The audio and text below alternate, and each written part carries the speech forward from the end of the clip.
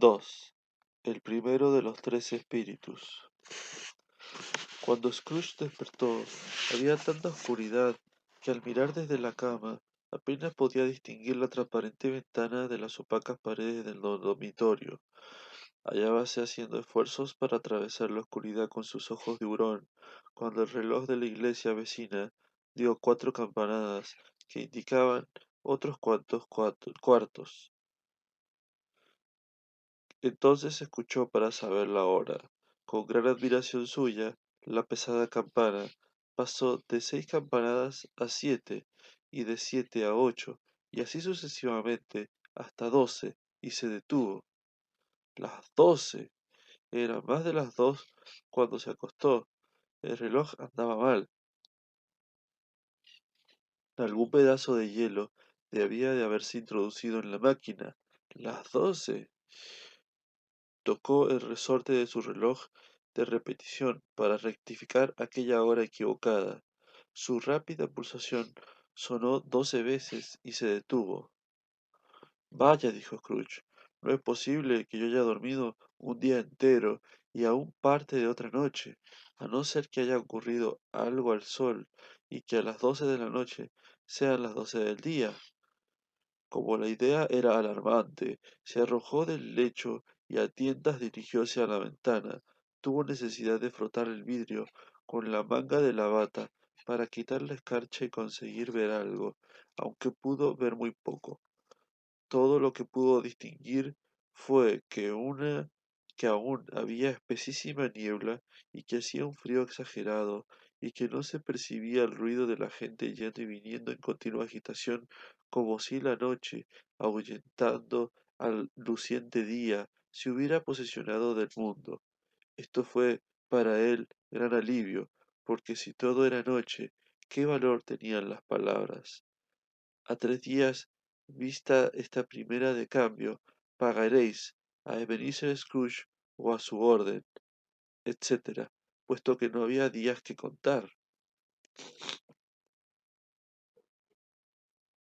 Scrooge se acostó de nuevo y pensó y pensó en ello repetidamente y no pudo sacar nada limpio. Cuando más pensaba, sentíase más perplejo y cuanto más se esforzaba para no pensar, más pensaba. El espectro de Marley le molestaba de modo extraordinario. ¿Cuántas veces intentaba convencerse, después de reflexionar, de que todo era un sueño?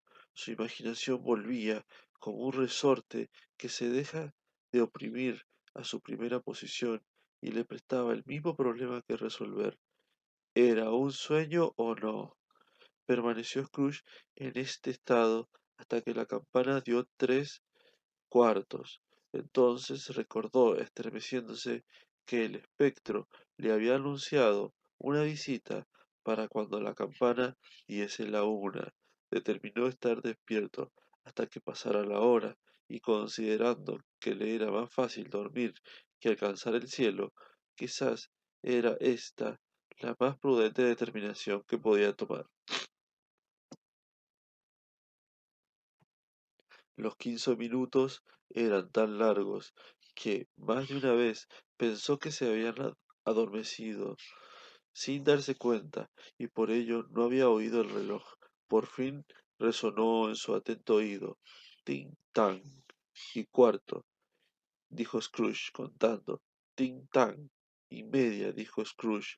Tin tan menos cuarto, dijo Scrooge.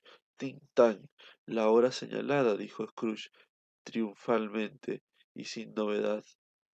Habló antes de que sonase la campana de las horas, lo cual hizo dando una profunda, pesada, hueca, melancólica. La luz inundó el dormitorio al instante y se descorrieron las cortinas del lecho. Fueron descorridas las cortinas del lecho, os digo, por una mano invisible, no las cortinas que tenía a los pies, ni las cortinas que tenía a la espalda, sino las que tenía delante de la cara. Las cortinas del lecho se descorrieron, y Scrooge, sobresaltándose, medio se incorporó y hallóse frente a frente del sobrenatural visitante al que daba paso, tan cerca de él como yo lo estoy de vosotros, y yo me encuentro espiritualmente junto a vuestro codo. Era una figura extraña, como un niño, aunque más que un niño, parecía un anciano, visto a través de un medio sobrenatural, que le daba la apariencia de haberse alejado de la vista y disminuido hasta las proporciones de un niño.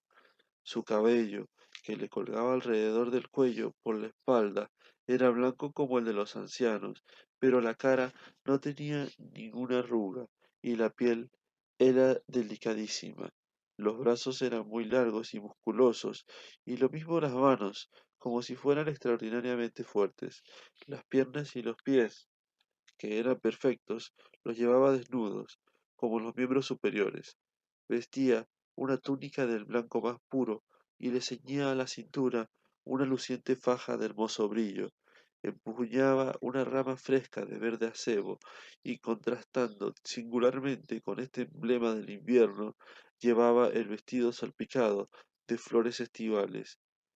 Pero lo más extraño de él era que de lo alto de su cabeza brotaba un surtidor de brillante luz clara, que todo lo hacía visible, y para ciertos momentos en que no fuese oportuno hacer uso de él, llevaba un gran apagador en forma de gorro, que entonces tenía bajo el brazo. Y aun esto no le pareció a Scrooge al mirarle con creciente curiosidad su cualidad más extraña, sino que su cinturón brillaba lanzando destellos tan pronto en una parte como en otra, y lo que en un instante era luz se hacía de pronto oscuridad, y así la figura misma fluctuaba en su claridad, siendo ora una cosa con un brazo, ora con una pierna, ora con 20 piernas, ora dos piernas sin cabeza, ora una cabeza sin cuerpo, y de las partes que se desvanecían, ningún perfil podía distinguirse en medio de la densa oscuridad en que se fundían, y después de tal maravilla volvía a ser el mismo, con toda claridad anterior. ¿Soy, Señor, el espíritu cuya venida me ha predicho según Scrooge? Preguntó Scrooge. Lo soy. La voz era suave y dulce, pero extraordinariamente baja, como si en vez de estar tan cerca de él, se hallase a gran distancia. ¿Quién sois, pues? Soy el espectro de la Navidad pasada. ¿Pasada hace mucho? Inquirió Scrooge al observar su estatura de enano. No, la que acabáis de pasar. Quizás Scrooge no habría podido decir por qué si alguien hubiera podido preguntarle, pero sintió un deseo especial de ver al espíritu con el gorro y le suplicó que se cubriese. ¿Cómo? Exclamó el espectro. ¿Tan pronto queréis apagar con manos humanas la luz que doy? ¿No es bastante que seáis uno de aquellos cuyas pasiones hacen este gorro y me obligan a través de años y años, sin interrupción, a llevarlo sobre mi frente? Scrooge negó respetuosamente toda intención de ofender y dijo que no tenía conocimiento de haber, a sabiendas, contribuido a confeccionar el sombrero del espíritu en ninguna época de su vida. Después se atrevió a preguntar qué asunto le traía. Vuestro bienestar, dijo el espectro. Scrooge mostróse muy agradecido, pero no pudo menos de pensar que una noche de continuado reposo habría sido más conducente a aquel fin. El espíritu debió de oír su pensamiento, porque inmediatamente dijo: «Reclamáis, pues, preparaos», y al hablar extendió su potente mano y le cogió nuevamente por el brazo. «Levantaos y venid conmigo». Habría sido inútil para Scrooge hacerle ver que el tiempo y la hora no eran a propósito para pasear a pie, que el lecho estaba caliente y el termómetro marcaba muchos grados bajo cero, que estaba muy ligeramente vestido con las zapatillas, la bata y el gorro de dormir, y que padecía un resfriado. El puño, aunque suave como una mano femenina, no se podía resistir. Se levantó, pero advirtiendo que el espíritu se dirigía hacia la ventana, le asió de la vestidura, suplicándole: «Soy mortal y puedo caerme». Os tocaré con mi mano aquí, dijo el espíritu, poniéndosela sobre el corazón, y podréis sosteneros. Al pronunciar tales palabras, pasaron a través del muro y se encontraron en el amplio camino, con campos a un lado y a otro. La ciudad habíase desvanecido por completo, la oscuridad y la bruma se habían desvanecido con ella, pues hacía un claro y frío día de invierno, y el suelo se hallaba cubierto de nieve. Dios mío, dijo Scrooge, cruzando las manos y mirando a su alrededor, en este sitio me crié, aquí transcurrió mi infancia. El espíritu le miró con benevolencia, su dulce tacto, aunque había sido leve e instantáneo, se hacía sentir todavía en la sensibilidad del anciano. Notaba que mil aromas que flotaban en el aire, que flotaban en el aire, guardaban relación con mil pensamientos y esperanzas y alegrías y cuidados, por espacios de mucho tiempo olvidados. ¿Os tiemblan los labios? Dijo el espectro. ¿Y qué es eso que tenéis en la mejilla? Scrooge balbuceó, con inusitado desfallecimiento en la voz, que era un grano, y dijo a Espectro que lo condujese donde quisiera. ¿Recordáis el camino? Preguntó el espíritu. ¿Recordarlo? Gritó Scrooge con vehemencia. Lo recorrería con los ojos cerrados. Es extraño que no hayáis olvidado durante tantos años, dijo al observar el espectro. Sigamos adelante. Siguieron a lo largo del camino. Scrooge recogía las entradas de la casa. Reconocía las entradas de la casa, los postes, los árboles, hasta el pueblecito que aparecía a lo lejos, con su puente, su iglesia y su ondulado río. Veíanse algunos afelpados caballitos que trotaban montados por muchachos, quienes llamaban a otros chiquillos que iban en tilburis y en carros del país, guiados por agricultores. Todos aquellos muchachos iban muy alegres y se aclamaban mutuamente, hasta que los campos estuvieron tan llenos de armonioso júbilo que el aire reía al oírlo. No son más que sombras de las cosas pasadas, dijo el espectro. No se dan cuenta de nosotros. Los alegres viajeros se acercaban, y conforme fueron llegando, Scrooge los conocía y nombraba a cada uno. ¿Por qué se alegró extraordinariamente al verlos? Porque sus fríos ojos resplandecieron y su corazón brincó al verlos pasar. ¿Por qué se sintió lleno de alegría cuando los oyó desearse mutuamente felices Pascuas al separarse en los atajos y en los cruces para marchar a sus respectivas casas? ¿Qué era la Navidad para Scrooge? Nada de Navidad. Qué bien le había hecho a él. La escuela no está completamente desierta, dijo el espectro.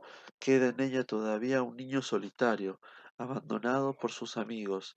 Scrooge dijo que le conocía y sollozó.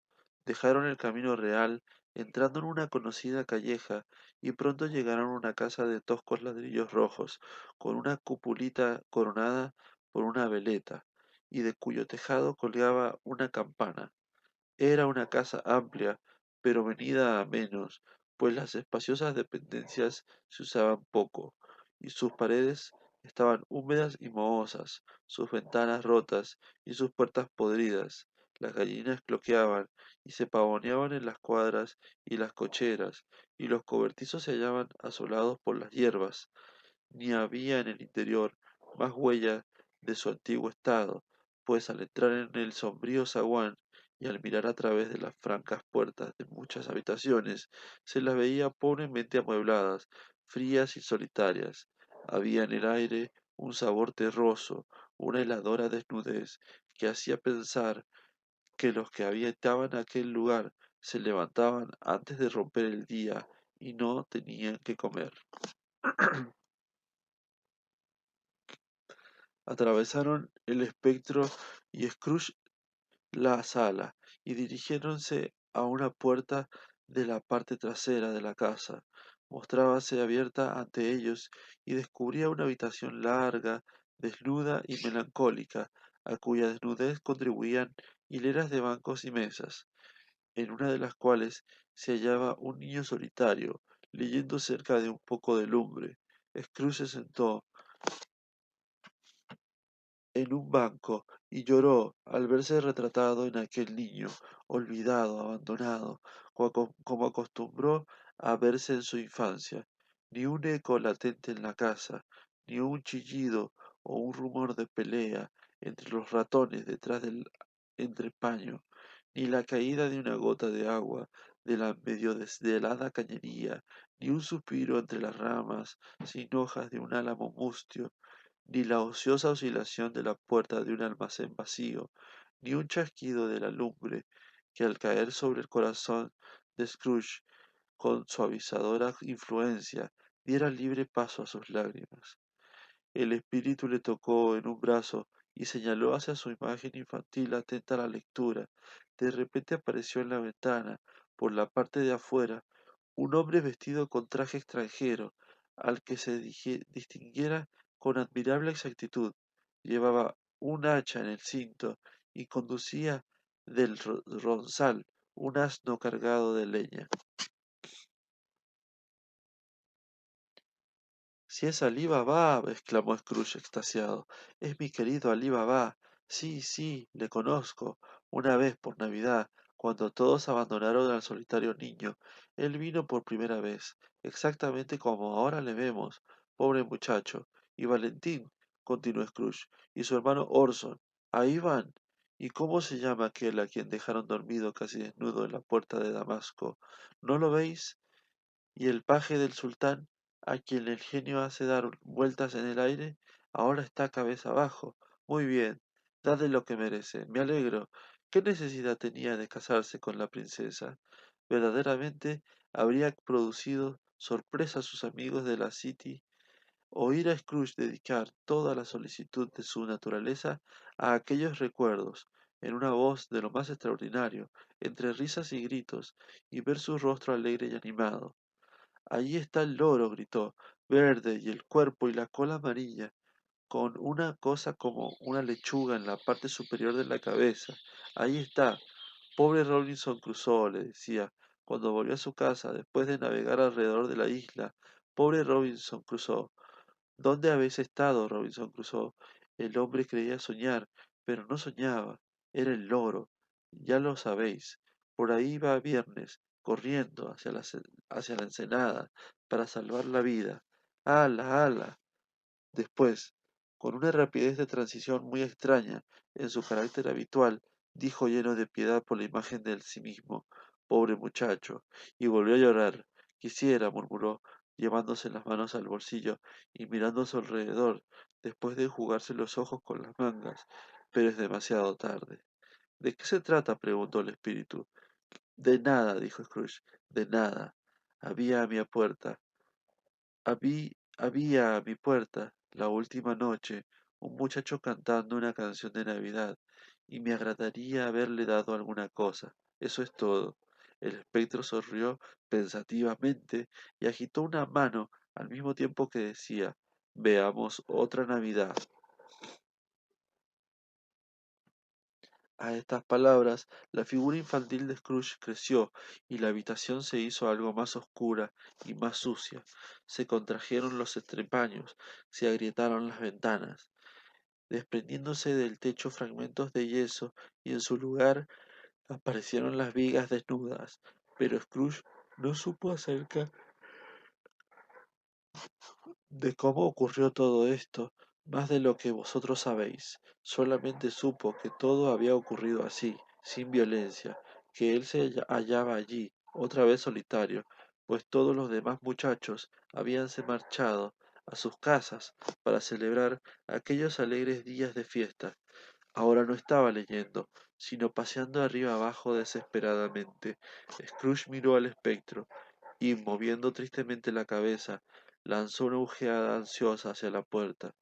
Esta se abrió y una niña pequeña, mucho más joven que el muchacho, precipitóse dentro y rodeándole el cuello con los brazos y besándole repetidamente, se dirigió a él llamándole hermano querido.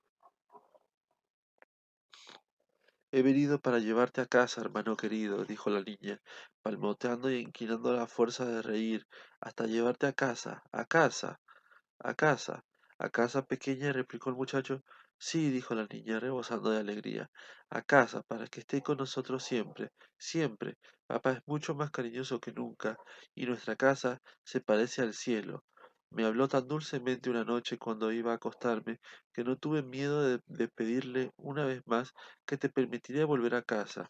Me dijo que sí, y me envió en un coche a buscarte. Tú serás un hombre, dijo la niña, abriendo mucho los ojos, y nunca volverás aquí. Por lo pronto, vamos a estar juntos todos los días de Navidad y a pasar las horas más alegres del mundo. Eres ya una mujer, pequeña Fanny, exclamó el muchacho. Palmoteó ella y se echó a reír, tratando de acariciarle la cabeza, pero como era muy pequeña y no alcanzaba, echóse a reír de nuevo y le abrazó, poniéndose en las puntas de los pies. Luego empezó a tirar de él, con afán infantil, hacia la puerta, y él, nada disgustado por ello, la acompañaba. Una voz terrible gritó en el vestíbulo: «Bajad el baúl, Master Scrooge», y apareció el maestro de escuela, que miró ferozmente a Scrooge con mirada de condescendencia, y le atontó al sacudirle por las manos.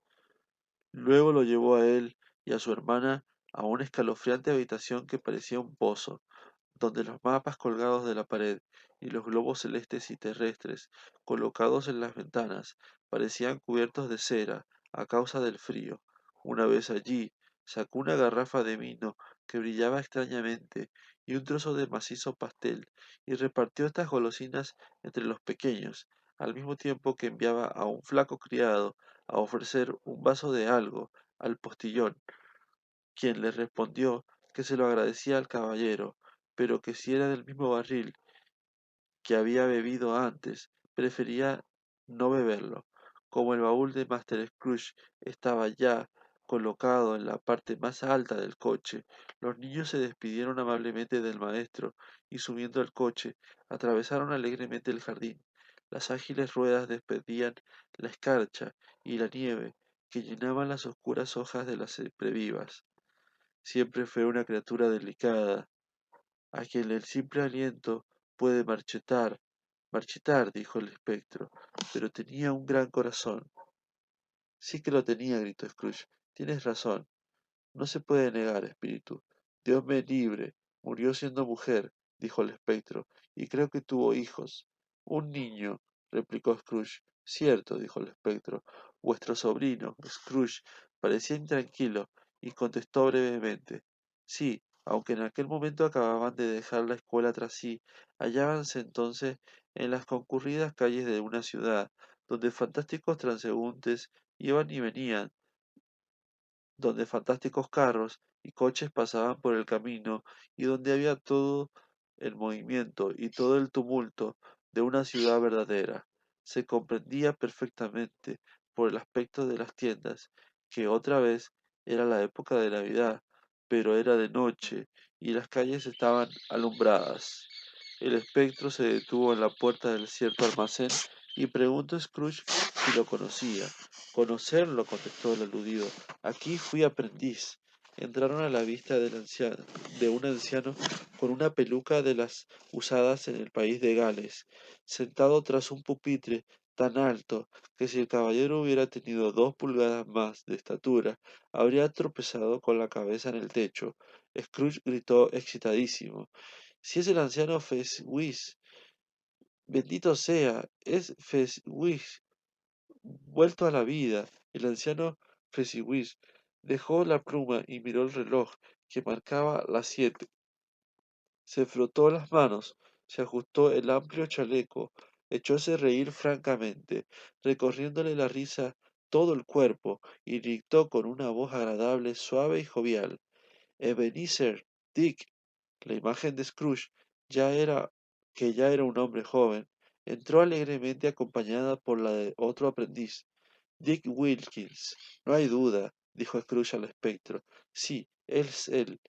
Me tenía verdadero afecto, pobre Dick. Cuánto le quería yo. Vamos, muchachos, dijo Fezziwig.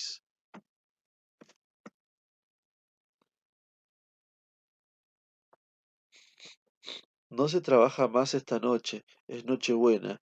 Dick, es Nochebuena. Ebenezer. Cerremos la tienda, gritó el anciano, dando una palmada. No podéis imaginar cómo lo hicieron aquellos dos muchachos. Salieron a la calle cargados con las puertas. Una, dos, tres. Las colocaron en su sitio cuatro, cinco, seis. Pusieron las barras y las sujetaron siete, ocho, nueve y volvieron antes de que pudieras contar hasta 12, jadeantes, como caballos de carrera. A ver, gritó el anciano, saltando desde el elevado pupitre con admirable agilidad. A retirar todo, muchachos, para dejar libre la habitación. Vamos, Dick, vamos, Ebenezer. Retirad todo. Nada había que no quisiera retirar, ni nada que no pudiesen. Bajo la mirada del anciano, todo se hizo en un minuto. Todos los muebles desaparecieron como si fuesen retirados de la vida pública para siempre. Se barrió y se regó el piso. Encendiéronse las lámparas, amontonóse el combustible sobre el fuego y el almacén se convirtió en un salón de baile cómodo y caliente y seco y brillante que desearías ver en una noche de invierno. Entró un violinista con un cuaderno de música y, encaramándose sobre el alto pupitre, hizo de él una orquesta y empezó a rasgar el violín. Entró la señora Fezziwig, todas sonrisas. Entraron las tres señoritas Fezziwig, radiantes y adorables. Entraron los seis jóvenes cuyos corazones sufrían por ellas. Entraron todos los muchachos y muchachas empleados en la casa. Entró la doncella con su primo el panadero. Entró la cocinera con el lechero particular amigo de su hermano, entró el muchacho de al lado, de quien se sospechaba que su amo no le daba de comer lo suficiente, y que trataba de esconderse de las muchachas, menos de una a quien su ama había ya tirado de las orejas. Entraron todos uno tras otro, unos tímidos, otros atrevidos, unos graciosos, otros incultos, unos activos, otros torpes, entraron todos, de un modo o de otro, y se formaron 20 parejas, cogidas de la mano y formando un corro. La mitad se adelantaba, la mitad se adelanta y luego retrocede. Estos se balancean cadenciosamente, aquellos acompañan el movimiento, después todos empiezan a dar vueltas en redondo varias veces, agrupándose, estrechándose, persiguiendo unos a otros. La pareja de ancianos nunca está en su sitio y las parejas jóvenes se apartaban rápidamente cuando les se han puesto en apuros. En fin, se rompe la cadena y los bailarines se encuentran sin pareja. Después de tan hermoso resultado, el viejo Fezziwig, dando una palmada para suspender el baile, gritó «Muy bien», y el violinista metió el ardiente rostro en una olla de cerveza especialmente preparada para ello. Pero cuando reapareció, desdeñado el reposo, instantáneamente empezó a tocar de nuevo, aunque aún no había bailarines, como si el otro violinista hubiera sido llevado a su casa, exhausto, contra, sobre una contraventana, y este fuera otro músico resuelto a vencerle o a morir. Cuando el reloj dio las 11, se terminó el baile. El señor y la señora Fezziwig tomaron posiciones cada uno a un lado de la puerta, y dando apretones de manos a todos conforme iban saliendo, les deseaban felices Pascuas. Cuando todos se hubiesen retirado, excepto los dos aprendices, hicieron lo mismo con ellos, y las alegres voces se extinguieron, y los muchachos quedaron en sus lechos, que estaban debajo del mostrador de un mostrador en la trastienda. Durante todo ese tiempo, Scrooge había obrado como un hombre que no está en su sano juicio. Su corazón y su alma se hallaban en la escena, con su otro él. Lo reconocía todo, lo recordaba todo, gozaba de todo, y sufría la más extraña agitación hasta el momento en que los brillantes rostros de su imagen y de Dick desaparecieron. No se acordó del espectro, y entonces se dio cuenta de que estaba con la mirada fija en él, mientras la luz ardía sobre su cabeza con claridad deslumbradora.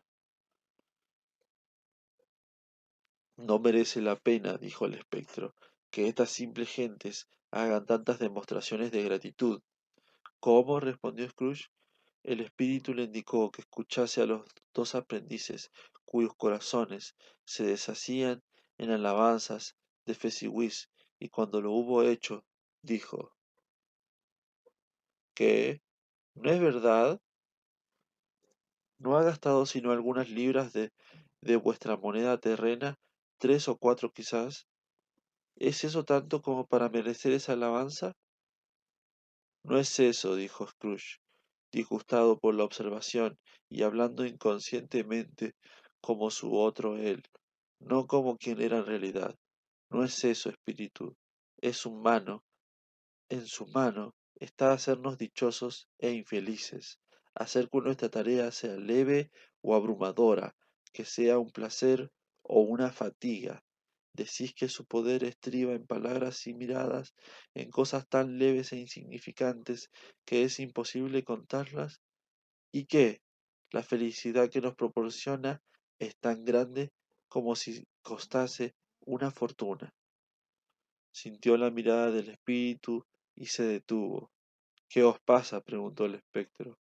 Nada de particular, dijo Scrooge. No creo que os pasa, yo creo que os pasa algo, instó el espectro.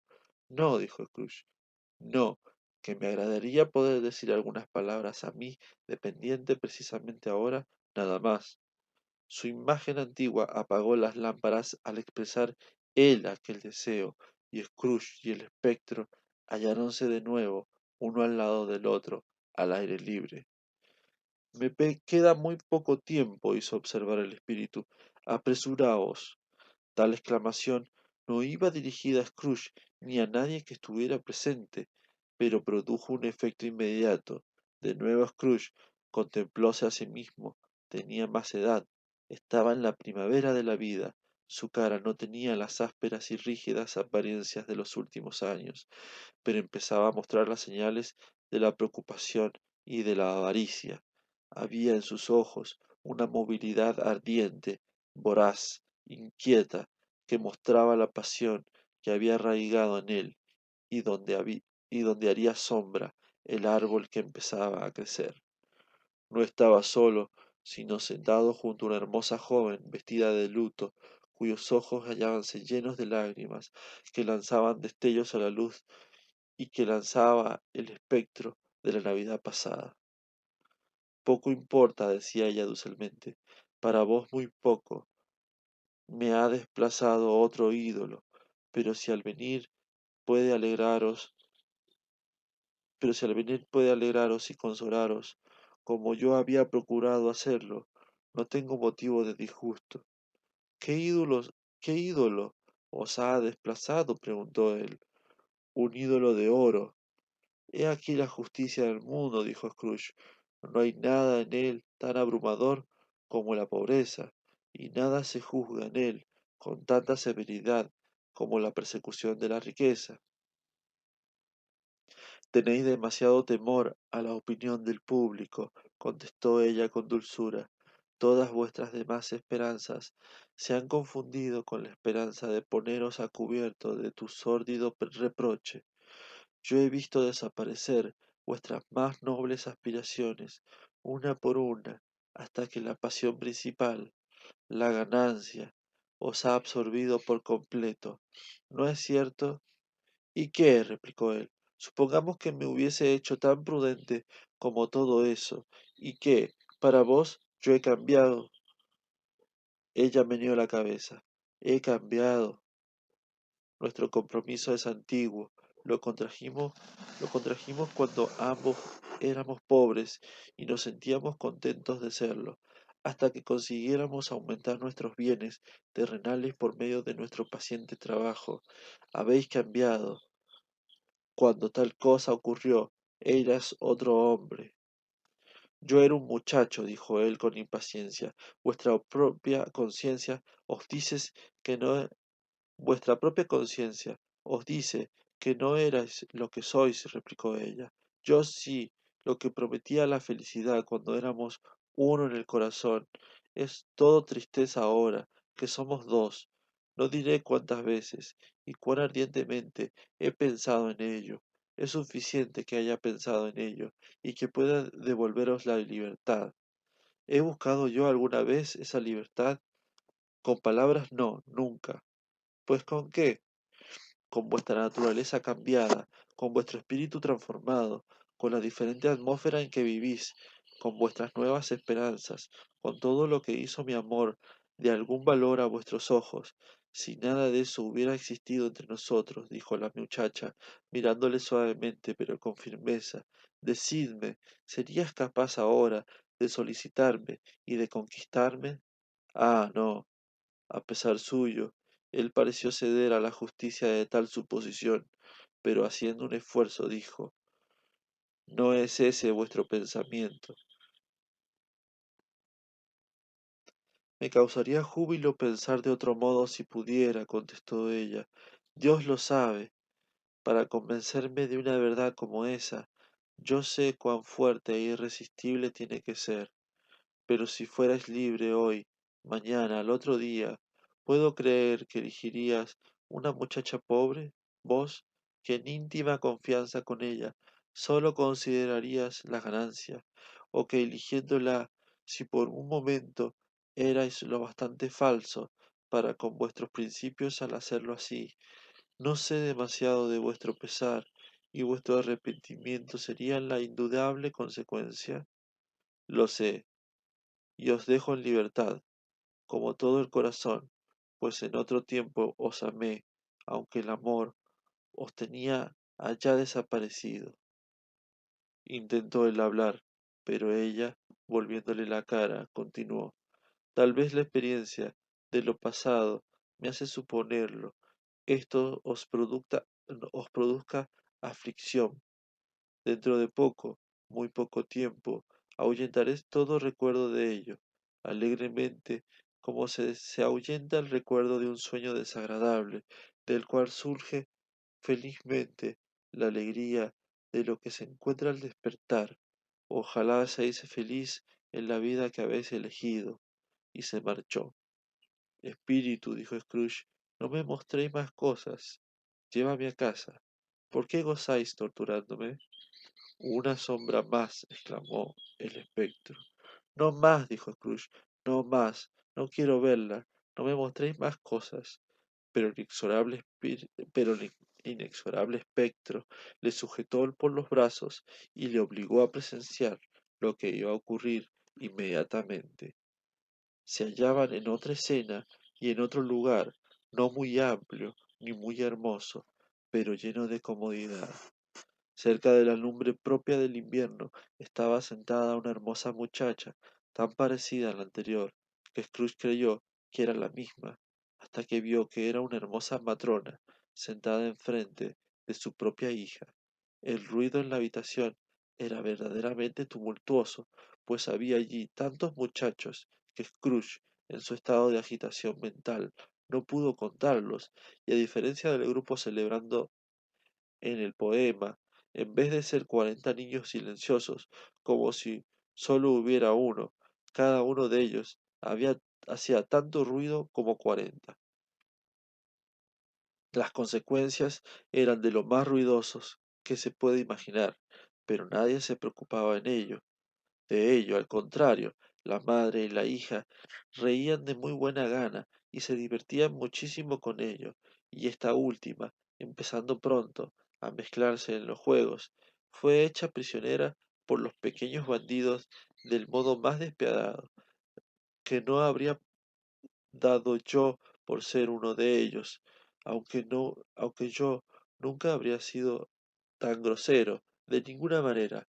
Por todo el oro del mundo, no habría yo estrujado sus hermosas trenzas, deshaciéndolas, y respecto de sus preciosos zapatitos, no se lo habría quitado violentamente, así Dios me salve, aunque en ello me fuera la vida. En cuanto a medirle la cintura jugando, como aquellos atrevidos, no me hubiera atrevido a hacerlo, temiendo que, en castigo, me quedase con el brazo doblado para siempre, a fin de que no pudiera reincidir, y habríame agradado sobremanera haber tocado sus labios, haberle preguntado algo para hacer que los abriese, haber contemplado las pestañas en sus ojos abatidos, sin producirle nunca rubor, haber dejado sueltas las ondas del cabello, del cual una sola pulgada sería un recuerdo inapreciable. En una palabra, habríame agradado, lo confieso, haber tenido el ágil atrevimiento de un niño, y sin embargo haber sido lo bastante hombre para apreciar el valor de tal condición. Pero de pronto se oyó que llamaban a la puerta, e inmediatamente se produjo tal conmoción, que la matrona, con cara sonriente, se dirigió a abrir la puerta en medio de un grupo jubiloso y alegre que saludó ruidosamente al padre, que llegaba a casa, procediendo, precediendo a un hombre cargado de regalos y juguetes de Navidad. Entonces fueron las aclamaciones y la lucha y el ataque contra el portador indefenso.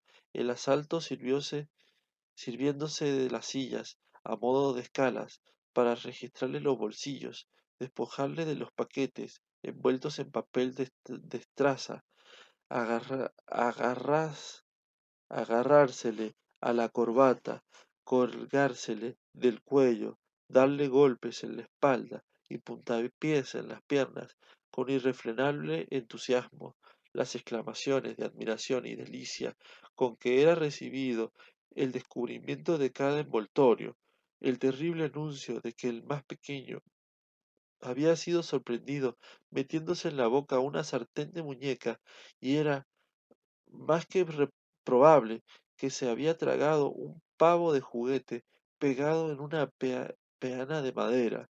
El inmenso alivio al saber que sólo era una falsa alarma, la alegría y la gratitud y el entusiasmo eran igualmente indescriptibles. Poco a poco, los niños con sus emociones salieron del salón y fueron subiendo por una escalera hasta la parte más alta de la casa, donde se acostaron y renació la calma. Entonces Scrooge fijó su atención más atentamente que nunca cuando el amo de la casa, con su hija cariñosamente apoyada en él, se sentó con ella y junto a su madre, al lado del fuego, y cuando pensó que una criatura como aquella, tan graciosa y tan llena de promesas, podía haberle llamado padre, convirtiendo en alegría el hosco invierno de su vida, se le nublaron los ojos de lágrimas. Hermosa mía, dijo el marido, volviéndose a su esposa sonriendo, esta tarde he visto a un antiguo amigo tuyo. ¿A quién? A ver si lo aciertas. ¿Cómo puedo acertarlo? Yo no lo sé, añadió riendo, a la vez que reía él. El señor Scrooge, él mismo. Pasé junto a la ventana de su despacho, y como no estaba cerrado aún y tenía una luz en el interior, no pude menos que verle. He oído de su socio He oído que su socio hallase a las puertas de la muerte, y ahora él se encuentra solo, completamente solo en el mundo, supongo. Espíritu, dijo Scrooge con la voz destrozada, sácame de este sitio. Ya os dije que estas eran sombras de las cosas que han sido, dijo el espectro. Si ellas son lo que son, no tenéis por qué censurarme. Llevadme de aquí, exclamó Scrooge. No puedo resistirlo. Volvióse hacia el espectro, y al ver que le miraba con una cara en la cual aparecían de modo extraordinario fragmentos de todas las caras que le había mostrado, se arrojó sobre él.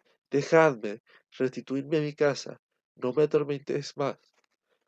En la lucha, si aquello podía llamarse lucha, pues el espectro, con invisible resistencia, por su parte, no se alteró por ninguno de los esfuerzos de su adversario. Scrooge observó que la luz sobre su cabeza brillaba con tal esplendor y relacionando esto con la influencia que ejercía sobre él, se apoderó del gorro apagador y con un movimiento repentino se lo encasquetó. El espíritu se encogió de modo que el apagador cubrió toda su figura, pero aunque Scrooge lo oprimía hacia abajo con toda su fuerza, no podía ocultar su luz, que brotaba de su parte inferior, iluminando esplendorosamente el suelo. Notó que su fuerza se extinguía y que se apoderaba de él una irresistible somnolencia, y además que se hallaba en su propio dormitorio. Hizo un gran esfuerzo sobre el apagador, con el cual se quebró una mano. Apenas tuvo tiempo de tenderse sobre el lecho, cayendo en un profundo sueño.